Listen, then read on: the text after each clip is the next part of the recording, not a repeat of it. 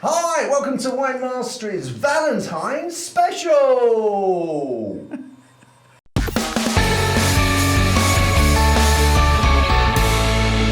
Okay, so obviously Valentine's Day is a very special occasion. You want to treat the person you love to that something extra special. And normally people think of roses, and for drinks they normally think of sparkling. Now, if you're what it is for, you'll probably want to buy the person you love some champagne. But we're aware at the moment, obviously cost of living, fuel, all of that thing, sort of pushing people's purses down a little bit. So we're going to look at 3 wines, a Cremant, a Cava and a Prosecco.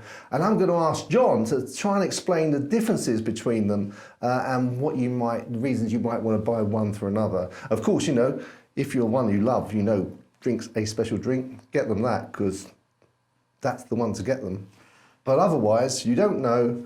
Let's get into it. Yeah, so, well, it's very traditional, isn't it? Especially on Valentine's Day, to buy that person you love, sparkling. It's held in high regard as something a little special or something to celebrate the special days, such as Valentine's with. So yeah, we've got these 3 different types of sparkling. So we'll go through them and kind of give you some hints and tips on what to go for.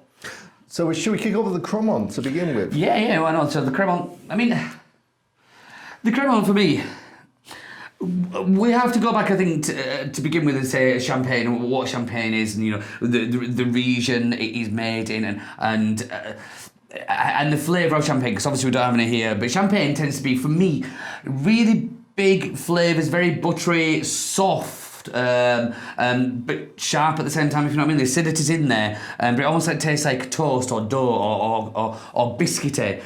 So it definitely has that. But a lot of people will sometimes choose a cheaper champagne, and I'm not bigging this up saying you should spend more, because obviously there are exceptions to this rule, but the general rule of thumb, Paul Roger is one of my favourites, which is around between 50 and 60 pounds. Although it sounds like it's absolutely delicious, but now we are coming down, because if you don't know what people like, spending 50 or 60 pounds on a bottle of champagne is quite a lot. So we're going for the Cremant, which again is, we call it, it's a sparkling wine. It's a sparkling wine, which is all champagne is, really, isn't it? Yeah, it's from France. It's just not from the Champagne area. Exactly. So I heard, by the way, that there was a difference. There was that they're looking at slightly expanding the Champagne area, just mushing the borders out, and it's going to take the price per acre or hectare or something. I can't remember the unit, but it was going to take it up from something like 100,000 to over £1 million if they do that, and that's just the value of the champagne brand. It doesn't surprise me. But again, you are looking at the champagne brand, like you said, it is just an area. So,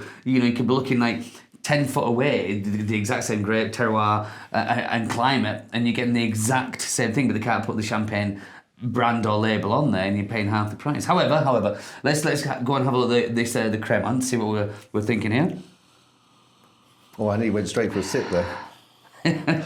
This for me is it's fruitier, I find, than a champagne. Usually when you just smell champagne, it's a very obvious smell for me. It does smell like dough. And there are 4 Cremants, aren't there? There's the Cremant Blanc, which is made from white and red grapes. There's the Blanc de Blanc, which is just made from white grapes. There's Rosé, and there's another one which I can't remember. Is there now, John? Secretly, I think before we make a video, I reckon he looks all this stuff. Yeah, I didn't know that, John. As if. No, I didn't actually know that. I don't know just a straightforward Cremant. So a Blanc de Blanc, a Blanc de Noir. Yeah, Blanc de Noir, that's the other one. Blanc de Noir, Rosé, and just Blanc. Right, we'll have to try some of those in future. Yeah. Let's get back to the... Sorry.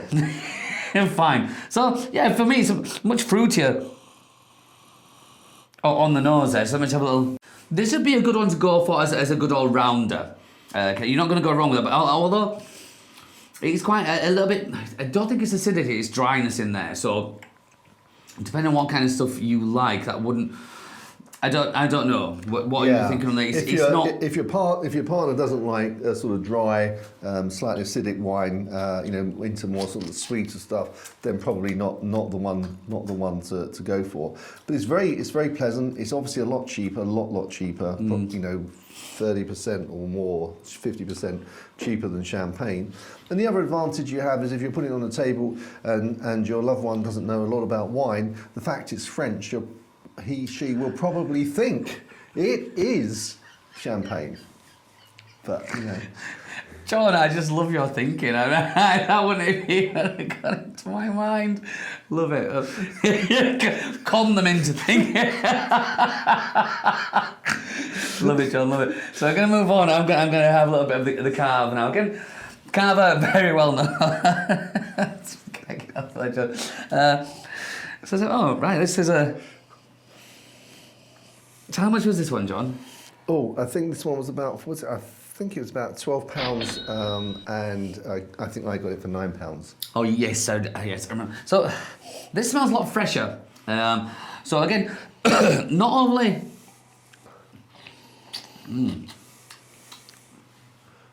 Ooh. Not overly complex on the flavour. So this might be a good all-rounder. This kind of nice, light and easy. It's delicate. Nice, you know, you can take the bubbles are there. It's not too sharp, not too acidic.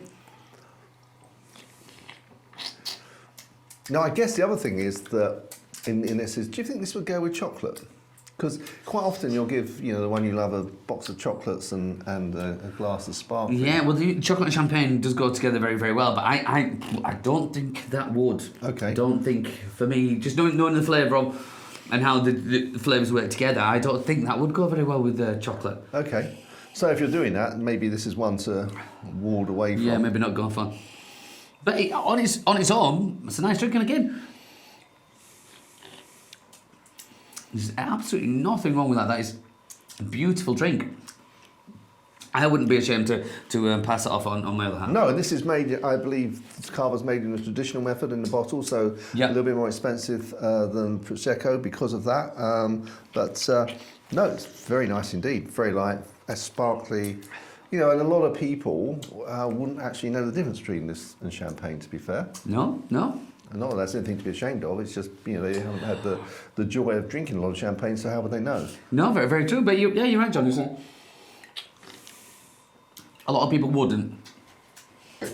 So, from there, I'm going to move on to the Prosecco. The Prosecco is more of an everyday wine. You know, people go out and they're quite often, you know, it doesn't have to be a special occasion, does it, to go to a bar and ask for a glass of Prosecco, or even in a restaurant and just ask for a bottle of Prosecco. Yeah, you do. Well, it is, like you just said there, it is more or less everywhere. You can go to any bar, you can have a glass of Prosecco. Not so much Cremant or even so much Cava. Excuse me. But I love the bars in northeast Italy, because some of those in the area, in the Prosecco area, they actually have it on tap. Brilliant. Brilliant. It is brilliant. Brilliant. We should get some like that. Now this, for me, I think, and Prosecco is the best priced we have out of the three. This is what I would recommend. I think Prosecco is a lush. I think that's a really good way to describe a lush drink. A value for money, stunning, very light, very delicate, not too over the top, nice effervescent kind of sparkler on the palate there, not too acidic, not too powerful in the flavour. Just a very, very I wouldn't know anybody who wouldn't like that. No, so you were gonna go. You're not gonna go wrong if you're presenting this. You know, a nice sparkly wine, which it is, and at a decent price as well. Yeah, I mean, when you said, you know, you're not going to go wrong, I was thinking that, you know, it's not as dry as champagne or Cremant. So actually, if someone's tooth is just a little, you know, just a little bit sweeter, they like it just a little sweeter, they're more likely to like this. But at the same time, it's not so sweet that someone that likes dry wine. No. It just like you said, it doesn't have that overly dry sharpness, which again is not a bad thing. You know, I like that in champagne, that really sharp, dry, acidic, and then afterwards you're flooded with this kind of that buttery and again biscuity, doughy kind of flavor, like toast, and then you can really enjoy that, and there's nothing wrong with that. But that very light, very easy. I don't want to use the word simple because that's doing an injustice. It's not a simple wine. It's just not overly complicated. And what we've just tried there, I'd happily go. I'd go for that one. And I believe this is the best price. It is. This one was £7.50. There you go. Save yourself a bit of cash as well. Yeah, absolutely. Get 2 bottles. Yeah, what a brilliant idea.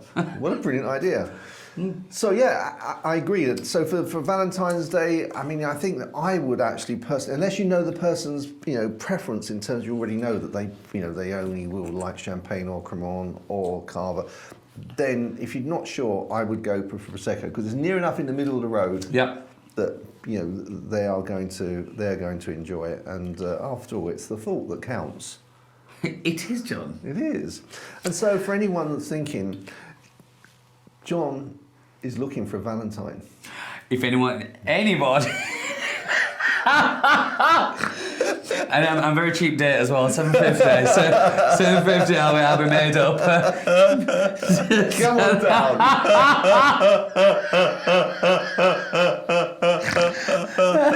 Thanks for that, John. That's offers to be flooding him now. Flooding him. Right, I think call it a day then. We will indeed. Well, we wish you lots of hugs, kisses. Have a great Valentine's evening. Enjoy. Until next time, guys. Chin chin. Chin chin.